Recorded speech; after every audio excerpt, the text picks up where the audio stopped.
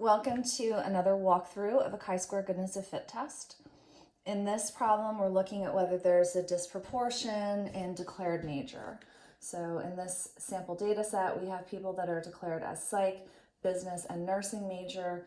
And in terms of our observed frequencies, we have 75 declared psych majors, 102 declared business majors, and 150 nursing majors. All right, so after we have our observed frequencies, the next step is to come up with our expected frequencies. And so we're going to make a chart that has the same shell as the one above. We've got psych, we've got business, and we've got nursing, and we have to populate this table. Now remember, to populate this table, you're going to assume equal proportions. All right, so in populating the expected frequencies table, we're going to assume there's no difference here. So whatever number goes in here, it's going to be the same number in all three cells. So you have to do this by going back up to your observed frequencies table, and you're going to calculate the sum, which in this case is 327, and the mean. So we have 327 divided by 3, which is 109. So if there were equal proportions in this data set, there would be 109 people in each category. So I'm going to fill in 109 in each one of these cells for the expected frequencies table. And just like that, we are ready to calculate our chi-square. The formula is the sum of the observed minus the expected frequencies squared divided by the expected frequencies.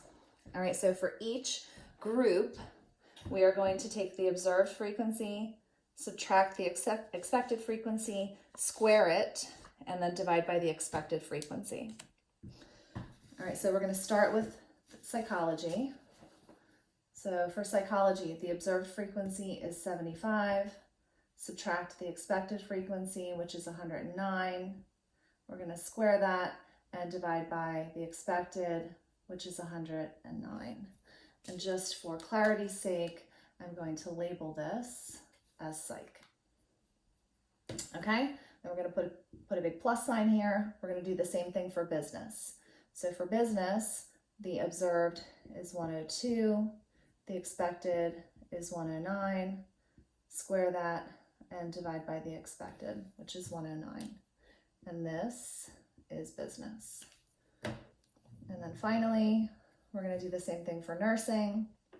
The observed is 150, the expected is 109. We're going to square that and divide by the expected, which is 109, and this is nursing. Okay, so when you go through the steps of calculating this, this ends up equaling 10.61. Business is 0.45, and nursing is 15.42. So when you add them all together, you get 26.48. And that is the end of calculating for the chi-square goodness of fit test. In the next video, I'm going to show you how to evaluate it.